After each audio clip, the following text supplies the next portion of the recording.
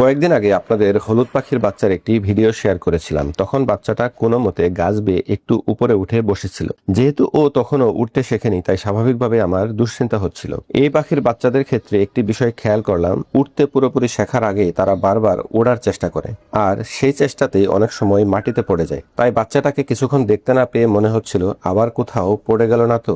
অনেকক্ষণ মা পাখিটাকে লক্ষ্য করার পর দেখলাম সে বারবার একটি ঝোপের দিকে যাচ্ছে। তখনই বুঝলাম নিশ্চয়ই বাচ্চাটা সেখানেই আছে, যদিও আমার চোখে পড়ছিল না। তারপর পাশের বারান্দা থেকে তাকিয়ে দেখি সত্যি বাচ্চাটা সেই ঝোপেই রয়েছে। সম্ভবত উড়ার চেষ্টা করতে গিয়ে সেখানেই গিয়ে পড়েছে।